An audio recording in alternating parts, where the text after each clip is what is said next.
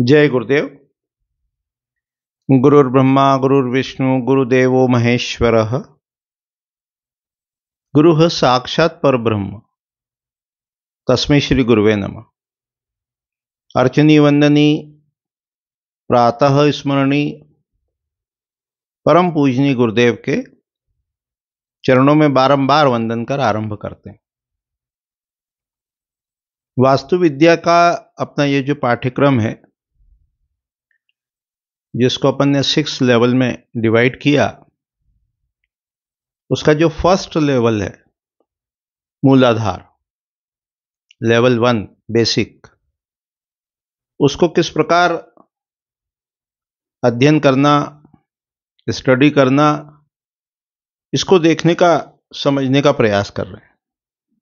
और पूरा जो पाठ्यक्रम है, जिसको अपन क्रमशः सीक्वेंस में देखेंगे, उस पूरे पाठ्यक्रम को स्टडी करने के लिए अपने को वैदिक दिनचर्या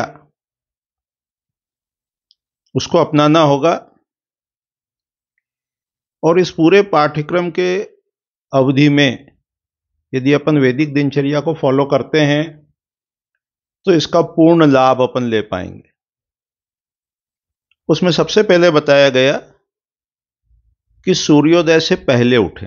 जैसे अभी सूर्योदय का समय लगभग 7 बजे चल रहा है, जनवरी माह है और तारीख 16-17 चल रही है, और सूर्योदय का समय लगभग 7 बजे के आसपास का है। तो उससे पहले उठना है, 6:15 बजे उठें, 6:30 बजे उठें। सूर्योदय के समय से पहले 1.5 घंटे पहले जो ब्रह्म मुहूर्त होता है, वो अध्ययन अध्यापन के लिए सर्वश्रेष्ठ कहा गया है। उतना ना भी कर पाए तो कम से कम सूर्योदय के पहले उठें, फ्रेश होकर, संभव हो तो स्नान करके सूर्य नमस्कार करें। सूर्य नमस्कार के जो 12 आसन हैं, जो 12 पोस्चर्स हैं, उसकी कम से कम 1 साइकिल करें, 1 चक्र पूरा करें 12 आसन का। जितना अपने से संभव हो उतना झुककर, विभिन्न जो मुद्राएं हैं, तो जितना एफर्ट उसमें लगा सकते हैं उतना। हर पोस्चर में कम से कम 5 सेकंड रुकें। तो 12 पोस्चर्स हैं, तो लगभग 1 मिनट में 1 साइकिल पूरी हो जाएगी, और 1 साइकिल करना है। हर पोस्चर में 5 सेकंड रुकना है। उसके बाद किसी कक्षा में अपन ध्यान देखेंगे, समझेंगे, ध्यान करें अथवा श्वास गिने, श्वास गिने। इसमें चाहो तो कह लो सूर्य नमस्कार के उपरांत या पहले पवन मुक्त आसन करना, 2-4-5 मिनट प्राणायाम करना, अनुलोम विलोम से आरंभ करना, पर मुख्य रूप से आंतरिक कुंभक लगाना, श्वास लेके अंदर रोकना 5 सेकंड 10 सेकंड, और फिर धीरे धीरे धीरे धीरे छोड़ देना। तो आसन है, प्राणायाम है, ध्यान है, ध्यान करें। किसी लेक्चर में, हो सकता है नेक्स्ट में, अपन 5-10 मिनट का ध्यान भी करेंगे। और श्वास कैसे गिनना, उसकी भी अभ्यास करें। 1 मिनट में श्वास की जो गति है, वो सामान्य रूप से 15 होती है। यदि चित्त अशांत है, अस्थिर है, तो 1 मिनट में हम 15 से अधिक श्वास लेते हैं, 20 लेते हैं, 25 लेते हैं। जितना वो अशांत है उतनी अधिक, और जितना वो शांत है उतनी ब्रीथ पर मिनट कम हो जाती है 15 से, वो 6-7-8 तक आ जाती है। और जिंदगी में जो भी अपने जीवन में अपन निर्णय लेते हैं, यदि वो शांत और स्थिर चित्त से लिए जाएं, तो अपने सभी निर्णय ठीक रहते हैं। भगवान श्री कृष्ण भगवत गीता के 3 अध्याय में कहते हैं कार्य किस प्रकार करना। तो कहते हैं, मयि सर्वाणि कर्माणि संन्यास आध्यात्म चेस निराशी निर्मम भूत्वा युद्धस्व विगत ज्वर। विगत ज्वर, हड़बड़ी में मत कर। युद्धस्व कर यानी कार्य कर, युद्ध कर यानी कार्य कर। तो कार्य किस प्रकार करे तो कहा मई सर्वाणि कर्माणि संन्यास, सारे कर्म मुझको अर्पित कर दे। अध्ययन है, अध्यापन है, मनन है, चिंतन है, व्यापार है, व्यवसाय है, जो भी कार्य क्षेत्र आपको प्राप्त हुआ हो, वो भगवान ने आपको वो क्षेत्र दिया है,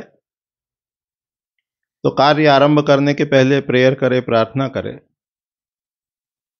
और कार्य की समाप्ति पर दिनचर्या में उसका फल भगवान को अर्पित कर दे। आध्यात्म चेतसा, मन को दृष्टा में रख, साक्षी में रख। निराशी, निराशी मतलब हताश नहीं, निराशी मतलब आशा रहित होकर कर्म कर। निर्मम, निर्मम मतलब क्रूर नहीं, निर्मम यानी निर्मम, ममता रहित। और विगत ज्वर, हड़बड़ी में मत कर।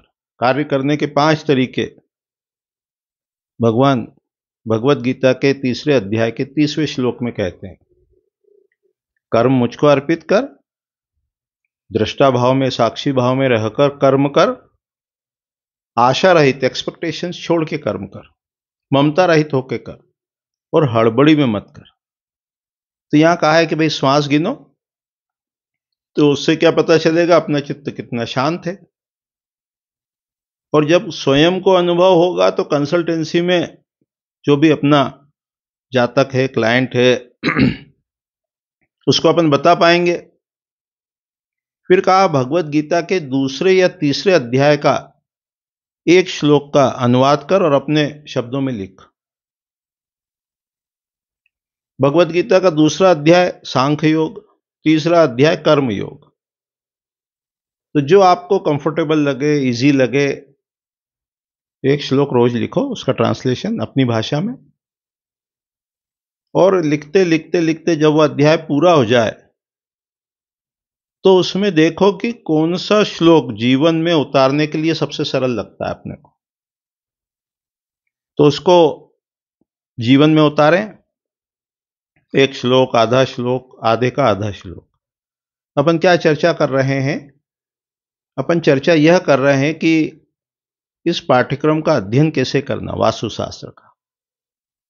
तो उसके लिए जो अपना चित्त है वो शांत होना चाहिए, स्थिर होना चाहिए, पवित्र होना चाहिए।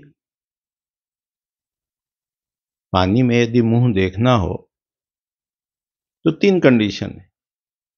पानी गंदा ना हो, पानी हिलता ना हो, पानी का जो लेवल है वो ऐसा हिलता ना हो, स्थिर हो, और उसके ऊपर काई या कोई लेयर ना हो, आवरण ना हो। तो इसी प्रकार ज्ञान अंदर उतारने के लिए अपना चित्त कैसा हो? निर्मल हो। तो जो स्वार्थ रहित कर्म करते हैं, निष्काम कर्म करते हैं, उससे चित्त की मलिनता, गंदगी दूर होती निष्काम कर्म से।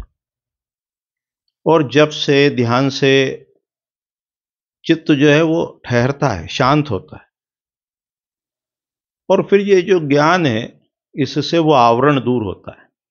तो ये वैदिक दिनचर्या को जब अपन अडॉप्ट करेंगे, जीवन में उतारेंगे, तो उससे वास्तुशास्त्र, उसके जो ग्रंथ हैं उसमें जो कहा है उसको हम डिकोड कर पाएंगे, इंटरप्रेट कर पाएंगे। एक और बहुत अच्छा ग्रंथ है सांख्य दर्शन, एक और बहुत अच्छा ग्रंथ है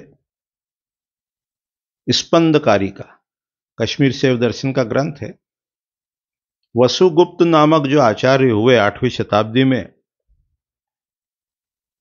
उन्होंने जब शिव सूत्र को पढ़ा, जो महादेवगिरी कश्मीर में एक पर्वत है उस पर लिखे हुए थे, और उससे उनके अंदर जो अनुभूति हुई, उसके आधार पर उन्होंने 51 कारिका, श्लोक समझ लो, 51 कारिका का एक ग्रंथ लिखा,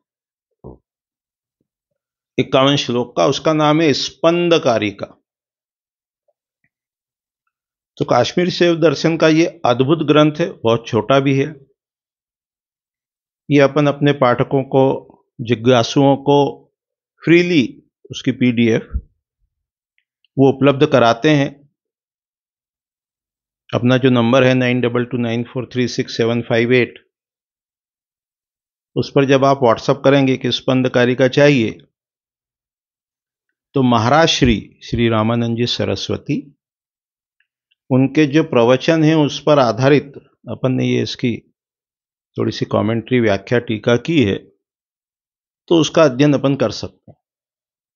तो उसका अध्ययन करें, उसको अपनाएं, उसको अडॉप्ट करें। तो इस प्रकार से अपन ये चक्रवर्ती सम्राट हैं, अपन दृष्टा हैं, अपन साक्षी हैं, मनोकामना कैसे पूरी हो, आशा से अधिक सफलता कैसे प्राप्त हो, आशातीत, आशा से अतीत, तो सफलता कैसे प्राप्त हो, उसके सब सूत्र दिए हैं स्पंद कारिका में। तो भगवत गीता का 2nd चैप्टर करें या 3rd चैप्टर करें और एक श्लोक, आधा श्लोक, आधे का आधा श्लोक जीवन में उतारें और स्पंद कारिका का अध्ययन करें। इससे क्या होगा, चित्त की मलिनता, गंदगी वो दूर होगी, स्वस्थ होंगे, स्व में स्थित होंगे। तो नॉलेज जो है, ज्ञान जो है, वो उतरने में आसानी होगी, समझने में बहुत सुगमता या सरलता होगी। फिर बताया कि देखो, इसका जो पाठ्यक्रम का एक लेसन है, पाठ है, उसको स्टडी करो, उसको सुनो, उसका वीडियो देखो। यदि अपने पास वो पुस्तक है पत्राचार पाठ्यक्रम, तो उसका एक लेसन पढ़ो, साथ साथ उसको स्टडी करो, वीडियो देखो, नोट्स बनाओ, पॉइंट बनाओ कि आज क्या स्टडी की। जैसे अभी अपन कहें कि अभी तक के लेक्चर में अपन ने क्या देखा, क्या समझा, तो कहा वैदिक दिनचर्या अपनाना, सूर्योदय से पहले उठना, सूर्य नमस्कार करना, ध्यान करना, ब्रीथ काउंट करना, और भगवत गीता का 2रा अध्याय या 3रे अध्याय का एक श्लोक लिखना, स्पंद कारिका का अध्ययन करना। अभी तक ये पढ़ा, समझा, तो हार्डली 1 मिनट के अंदर अपना जो 10 मिनट पिछले थे वो रिवीजन हो गए। तो इस प्रकार नोट्स बनाना प्रतिदिन, हर एक पाठ के, प्रत्येक पाठ के सुनना है, पढ़ना है और नोट्स बनाना है। और अभी की ये जो क्लास अपनी चल रही है, इसकी जो पुस्तक है, पुस्तिका है, प्रिंट आउट है, उसका नाम पत्राचार पाठ्यक्रम है। तो वो अपने से परचेस भी कर सकते हैं, खरीद भी सकते हैं। तो रोज एक पाठ का अध्ययन करना, उसका वीडियो देखना, उसके नोट्स बनाना, रिवीजन करना, और पाठ के अंत में जो प्रश्न दिए गए हैं उसको सॉल्व करना, उसको स्टडी करना। और क्या बताया, और ये बताया कि देखो, एक अपने यहां गुरु परंपरा होती है, उसको वैदिक गुरु परंपरा कहते हैं, उसका पूजन होता है। तो प्रतिदिन वो पूजन करना है। कि परंपरा जो है वो नारायण से आरंभ होकर कैसे विस्तार को प्राप्त हुई, और अब अपन उस परंपरा से जुड़ रहे हैं, तो अपनी दिनचर्या भी परंपरा के अनुकूल हो। तो चित्त शांत हो, स्थिर हो, एकाग्र हो, इसके लिए परंपरा का पूजन करना, गुरु परंपरा का, उसको अपन सीखेंगे, यहां पर समझेंगे। उसके पश्चात कहा है कि स्वस्ति वाचन सीखना, उसका भी अध्ययन कराएंगे। श्री सूक्त का पाठ करना।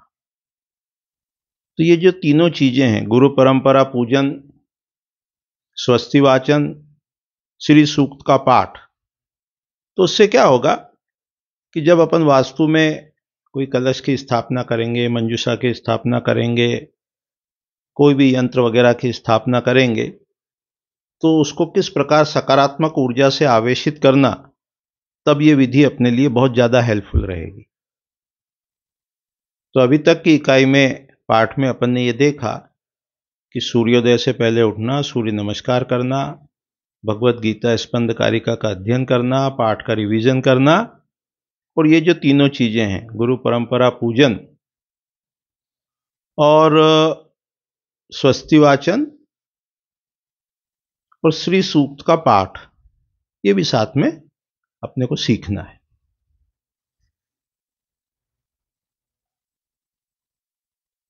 अभी इतने कह के वाणी को विराम देते हैं। आगामी पाठ में विषय को और आगे बढ़ाएंगे और अपन गुरु परंपरा पूजन, उसका अध्ययन करेंगे। स्वस्ति वाचन भी क्रमशः सीखेंगे, ध्यान सीखेंगे, और श्री सूक्त का भी अध्ययन करेंगे। अभी इतने कह के वाणी को विराम देंगे। जय गुरुदेव, जय गुरुदेव।